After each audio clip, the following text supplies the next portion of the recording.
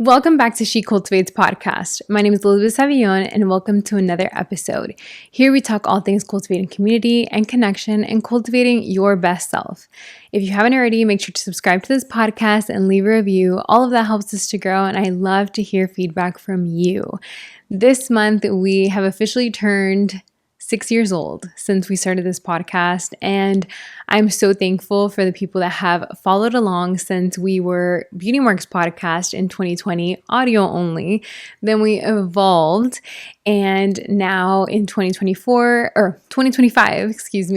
we eventually changed the name and merged it to She Cultivates Podcast because it aligns with the community that I'm building and we are building here in Orlando with She Cultivates. And I feel like it's amazing to see how the journey that started by me sharing my story, sharing through my heartache, sharing through my healing journey, sharing through just vulnerabilities has led to having these conversations in person, because there is nothing like the in-person space.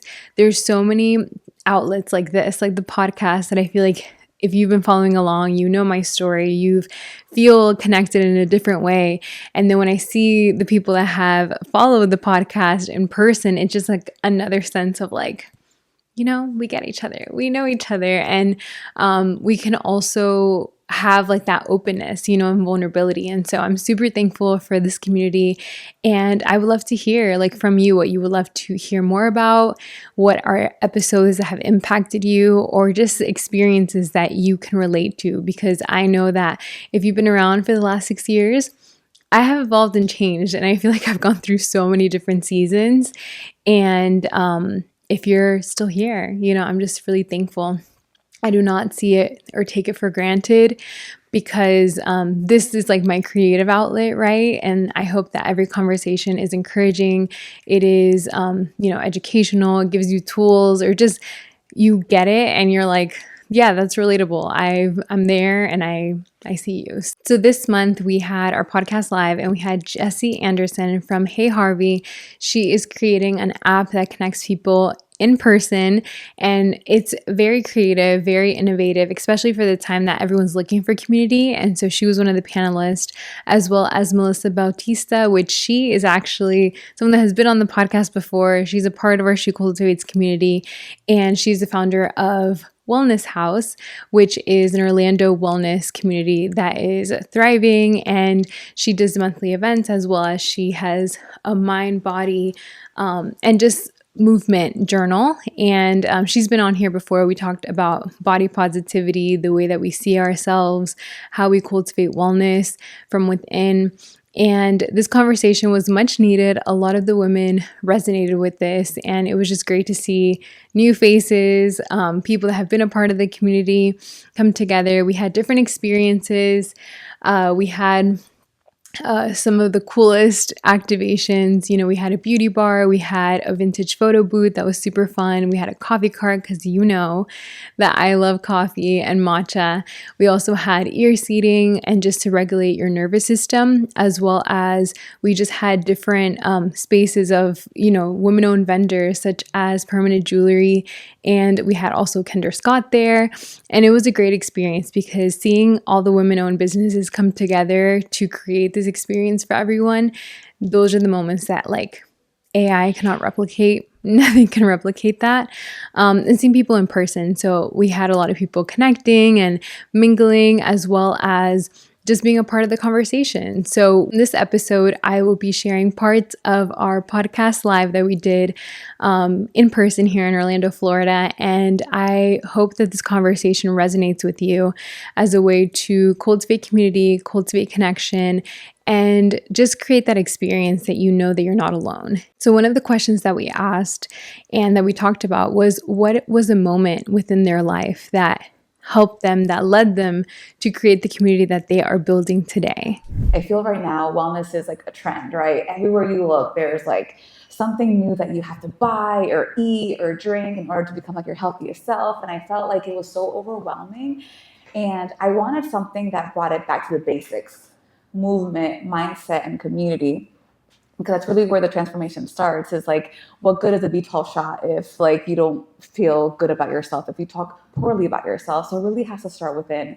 So I really wanted to create a space that reminded people that wellness starts from within, and you don't need much to get started, just mindset shifts, community, and a place where you feel seen and supported. And that's really why I created, Wellness House to begin with, is just to help people shift their mindset little by little so that way they can go out and achieve their dreams and become better human beings, because this world is crazy and we need more people who care about themselves and care about each other. If we had more of that, then there wouldn't be so much racism and wars and things going on. Yes. Well, how much time do we have? Because so I originally started with Entreprenista, and if you guys don't know, it's a very similar community, amazing community like you've created. And I've been the marketing director for them for 3 years. That was my first time in a startup, number one, and my first time working in community. And I never realized, I knew I wanted to start a business. My parents have had their business for 35 years. So I knew that that was always the goal, but I didn't know community was going to be it. And I didn't know the importance of it. So I'm blessed for Entreprenista for so many reasons, because I learned the importance of community and how women entrepreneurs, number one, we need community and we need to have each other's back. And I learned that first and foremost. But then what I learned is everybody needs community. Men need community. We can talk to each other. Women, we can talk about our feelings and what's going on in our lives, but men don't really have that. And so what I realized is we're all kind of looking for that. And as we get older, we're looking for more real, meaningful relationships, not just surface level relationships. And I didn't feel like there was something that really supported that and helped everyone find that. So that really is how I got into it, the short version of the story, how I got into community. And it's truly, we were talking about this earlier, it's like, it is my soul. I know that when you have your community, your whole life changes. Your business life, your personal life, everything changes. And building, my app is not live yet, but I've been able to see what community, how it changes your life through what I've already built, and how I've been a part of so many different events building my business and the wait list. And I am like, I didn't really know anyone in West Palm because I've been heads down building my business, and now I'm starting to build my community in West Palm. And it feels good to like know people and to be able to hug people that you know. And it's like, that changes my whole life. I feel so good. And I'm so excited for other people to experience it through my app. And then I love you guys because you're creating community. And this is what life is about. So I love you guys for creating that community space too. I love that they were able to share just things that have impacted them, from them seeing themselves not worthy, right? Seeing the insecurities that come up that we all can relate to and that we all sometimes struggle with, that are our biggest enemies sometimes, because when we look at ourselves and we're like, well, I don't look like that person, online, or I struggle with this area of my life, then that can stop you from building a thriving community and space that the world needs, and that's something that I talked about at the conversation. It was just like how important it is when we all are building communities, healthy communities, right? In the era of, AI and people online, you don't even know sometimes what is real and what is not. But when you see people in person, you just can actually know, like, okay, this is authentic. This is a connection. We're all here in the same like-minded space where we want to be better. We are working on our inner world. We're trying to be, helpful to the community. And when we work on ourselves and we are in the right community, like, that makes the world a better place. And all these women, shared about like their experiences when navigating through, those insecurities that held them back. But once they got past that, then they were able to make a difference. So growing up, I always had a stutter, and that held me back and made me feel so ashamed of like my voice and using my voice. And growing up, there were so many opportunities that I said no to because I just didn't feel comfortable speaking in front of people. And although I've grown and I've gotten past that, there's still times where like Elizabeth will ask me, I'm like, I don't want to. I'm like, no, I don't want to. So I think growing my community, when I first had the idea, I didn't think I could, just because I felt like my insecurity and my shame around like myself and my voice. And honestly, the only way that I got past it was realizing that it isn't about me. That although I can feel insecure about something about myself, there's still somebody that I could serve. There's still somebody that could be impacted by the words that I speak. And how selfish of me to just be worried about how I sound and not think about the other person on the other side. So it really came down to recognizing that, like, yes, I have this insecurity and I might always struggle with that insecurity, but what's more important is the other person on the other side. So when it comes to building the community, first and foremost, yes, like the accolades and people telling you that you're doing a great job, it all feels great, but really it's about the person. It's about, Emily, it's about Jasmine, it's about the people who actually feel something and leave feeling change and transformed. So really putting the focus on other people and not on yourself. Absolutely. Love that. So for me, I think a lot of the insecurity I feel protected because I've had the Entrepreneurista community. I've had a community like this. So I don't know everything. I wish I did, but I definitely do not. And especially in the tech space, I definitely do not. But I have the women to protect me. And I know I can go to you and all the people that I know in their specific crafts. But I'm like, okay, I'm good. That's why I finally felt ready to start the business, because I'm like, okay, I have my tribe. I can do this. I'm going to figure it out. There's no way around it. So I think a lot of that helped because of community. But I think because my space is technology, which is not what I went to. I'm a marketing girl. I'm a fashion girl. That's not my space. And I feel sometimes I'm like, what the hell am I doing? I'm not a San Francisco tech bro. I don't got a best sound. But again, I just have my community and I'm going to figure it out because that's the only option. Something else that we talked about on the panel was, how do you not let comparison or social media steal or rob you from the joy that you have, and also to not get lost in that. That is something that we all can relate to, especially with social media, just looking to the left and to the right of what everyone else is doing. But when you have a mission and a goal, that is your why. That is why you do what you do. And like the people that you serve is unique to you. There's going to be other people that are doing either the same thing or their own thing. And instead of seeing it as a competition, you can see it as inspiration of what's possible.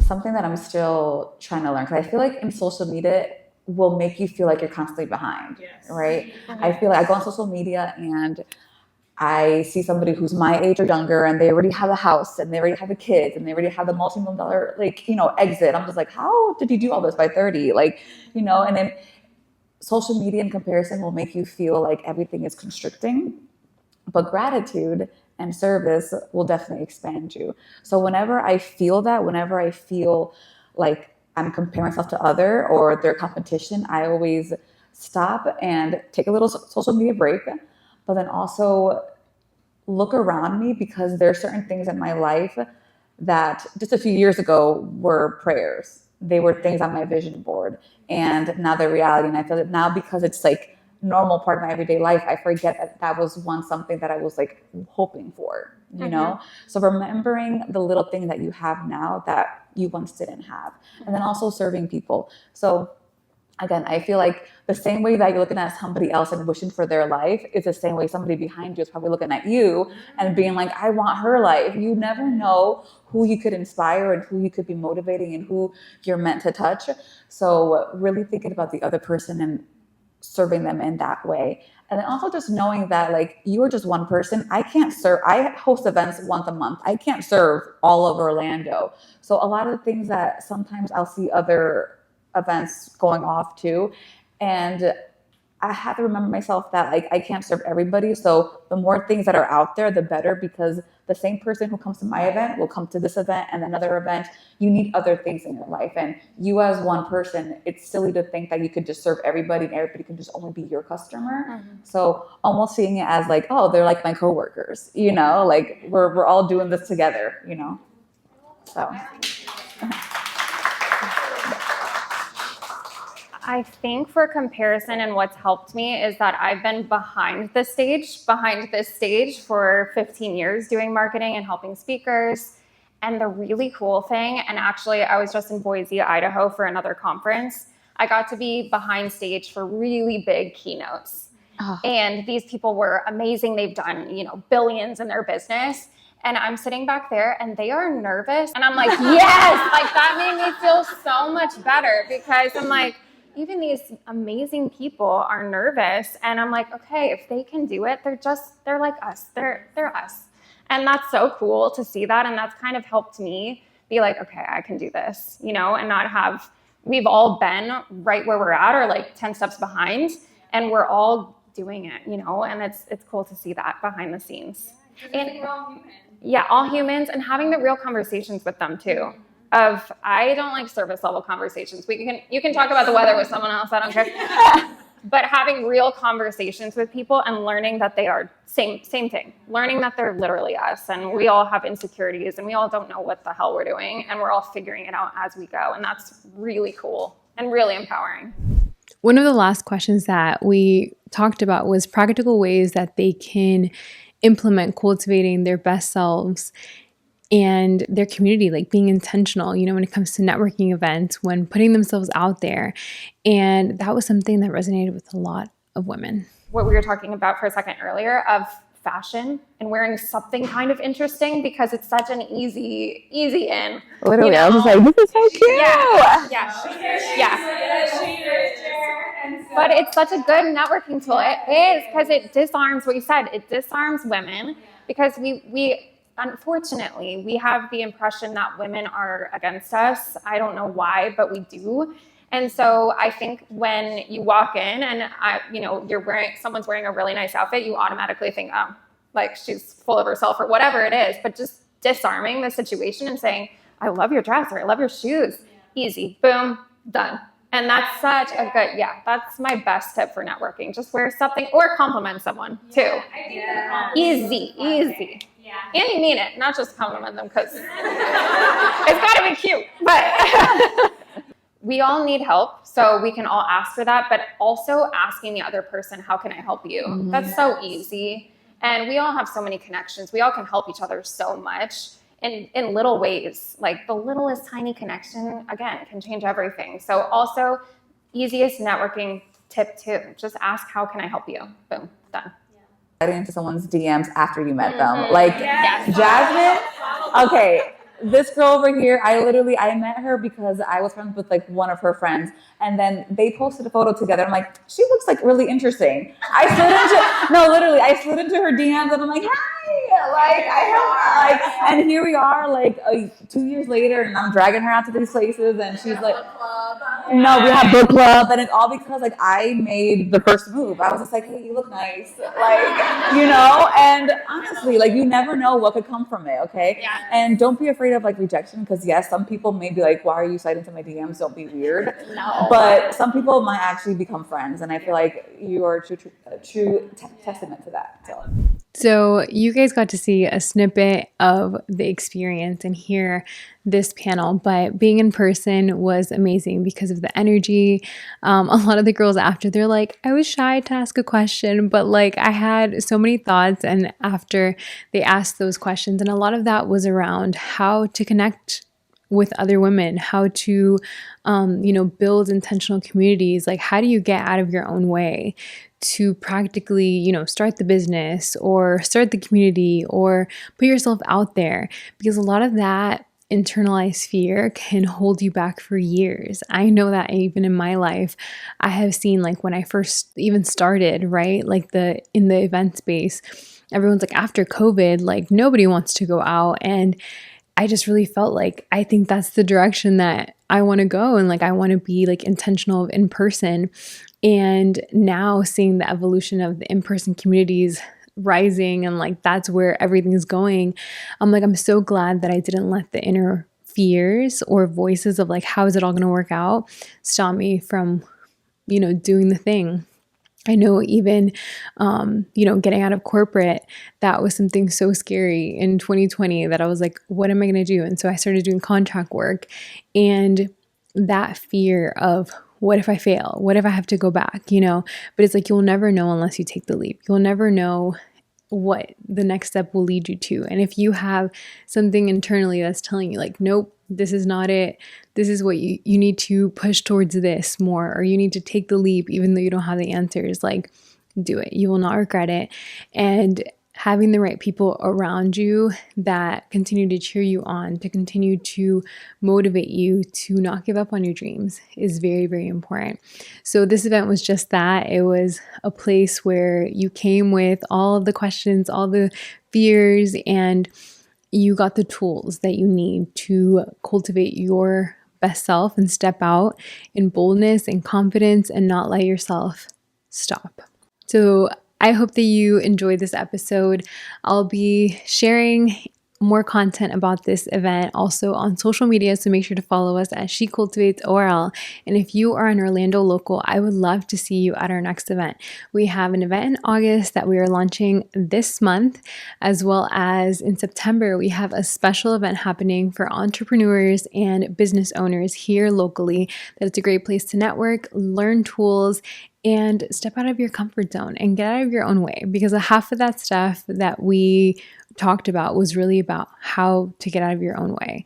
And we also have our fall events coming up, so make sure to check out one of our upcoming events, as well as if you would love to learn more about how you can host intentional events, be intentional with community. In the show notes below, I have my link of different ways that you can talk to me, coaching one-on-one on how you can host an intentional event and community and start that, as well as an event guide. Because a lot of the times I get questions on how do you do it? How do you even start? And so I created an A through Z roadmap on how to do just that. So I'm so grateful that you tuned into this week's episode. If you haven't already, make sure to leave a podcast review, and I will see you guys in the next episode.